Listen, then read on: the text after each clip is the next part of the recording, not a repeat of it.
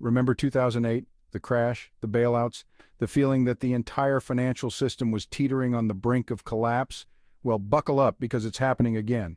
The warning signs are flashing red, but this time, it's not just subprime mortgages, it's inflation, soaring interest rates, and a looming commercial real estate crisis that could make 2008 look like a walk in the park. The banking system is built on a foundation of trust, a belief that your money is safe and accessible when you need it. But what happens when that trust erodes? What happens when the institutions we rely on to safeguard our hard-earned savings start to crumble under the weight of their own risky bets? We're at a critical juncture, folks. The decisions you make today about your money could mean the difference between weathering the storm and being swept away by it.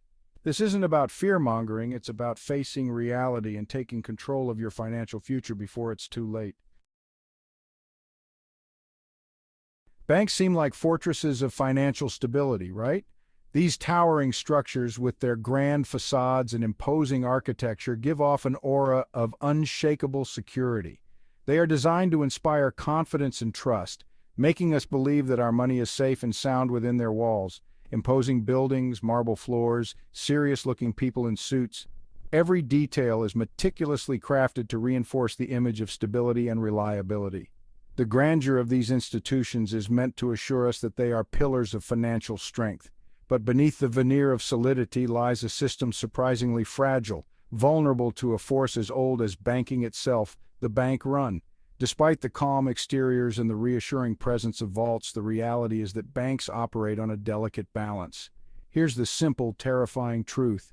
Banks don't actually hold all your money in their vaults. The image of a vault brimming with cash is more myth than reality. In fact, the majority of your money isn't sitting idly in a vault, it's out there in the economy, working in various forms. They operate on a fractional reserve system, meaning they only keep a small percentage of deposits on hand to cover daily withdrawals.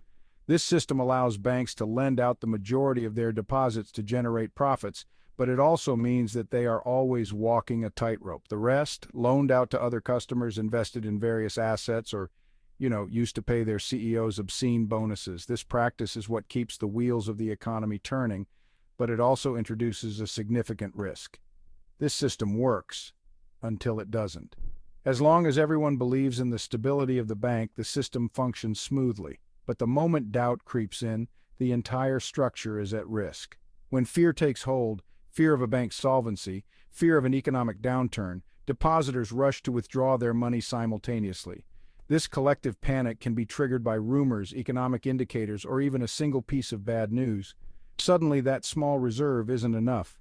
The bank, which seemed so solid, is now facing a liquidity crisis. The vaults that once symbolized security are now empty, and the bank is unable to fulfill the demands of its customers. The bank can't meet the demand for withdrawals, panic ensues, and the whole fragile edifice comes crashing down. The once orderly and calm environment turns chaotic, with customers demanding their money and employees overwhelmed by the situation. Remember that scene in It's a Wonderful Life where everyone wants their money from George Bailey's building and loan? That's a bank run. It's a vivid depiction of how quickly trust can evaporate and lead to financial disaster. And while it made for a heartwarming Christmas classic, in real life, bank runs are anything but heartwarming. They are a stark reminder of the fragility of our financial systems and the devastating impact of lost confidence. They can devastate individuals, cripple economies, and trigger widespread financial chaos. The ripple effects of a bank run can be felt far and wide, affecting not just the bank's customers, but the entire economy. This isn't ancient history, folks. Bank runs have occurred throughout history and continue to be a threat in modern times. The financial crises of the past few decades have shown us that no bank is immune to the effects of panic and fear. It's the reality of how our financial system operates, and it's a reality we need to wake up to. Understanding the mechanics of bank runs and the fragility of our financial institutions is crucial for navigating the complexities of the modern economy. We must remain vigilant and informed to prevent history from repeating itself. Okay, so we've established that banks are built on shaky ground. But what does that really mean for you and me? But what's causing the tremors shaking that ground right now? It's not just one thing, it's a combination of factors creating a perfect storm. The answer, my friends, is a perfect storm of economic woes.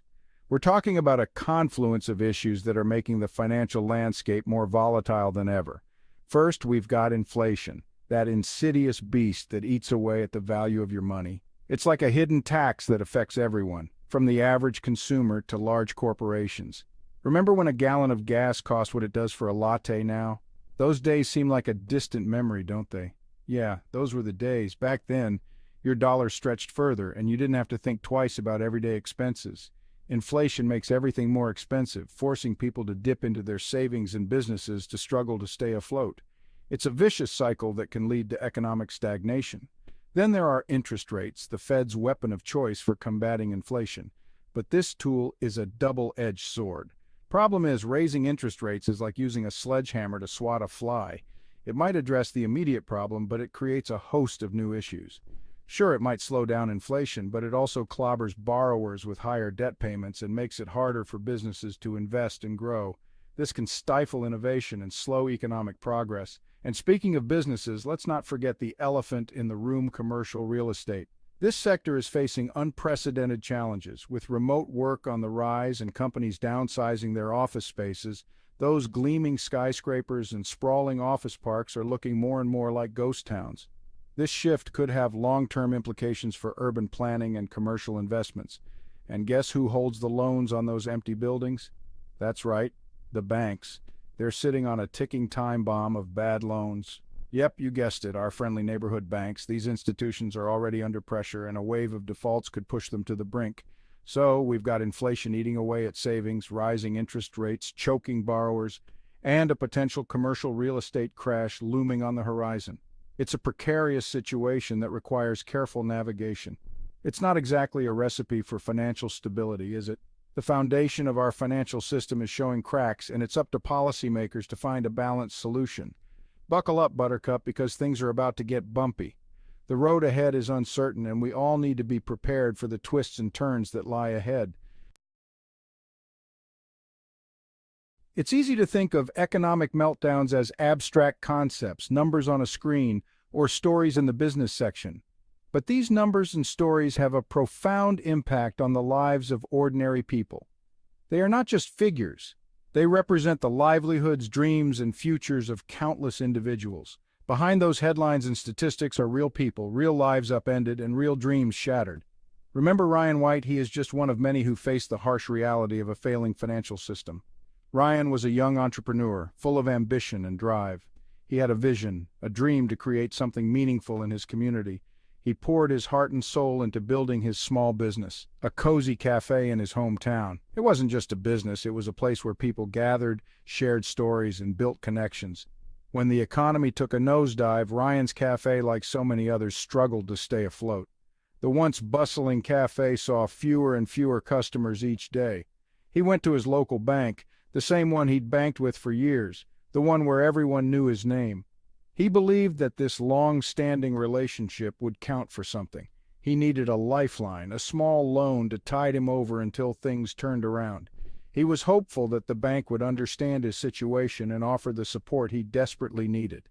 But the bank, facing its own financial pressures, turned him down. The refusal was a devastating blow to Ryan, who had always been a loyal customer. Desperate, Ryan drained his savings, maxed out his credit cards, and even borrowed money from family. But it wasn't enough. The financial strain was too much to bear. The cafe closed, Ryan lost everything, and the bank, they got a bailout. The irony was not lost on Ryan, who watched as the institution that failed him received government support. Ryan's story isn't unique. It's a story that's repeated countless times during economic downturns. The pain and suffering are widespread, affecting people from all walks of life. It's the story of families losing their homes, retirees seeing their nest eggs evaporate, and small businesses forced to close their doors, all because the institutions entrusted with their money failed them. The ripple effects of these failures are felt far and wide. It's the story of families losing their homes, retirees seeing their nest eggs evaporate, and small businesses forced to close their doors, all because the institutions entrusted with their money failed them. The human cost is immeasurable. These aren't just numbers on a spreadsheet, folks. They're people's lives. Each foreclosure sign, each empty wallet, each closed business represents a personal tragedy. And it's a stark reminder that when the financial system falters, it's the little guy who gets trampled. The impact is profound and long-lasting, leaving scars that take years, if not decades, to heal. We must remember these stories and work towards a more resilient and fair financial system for everyone.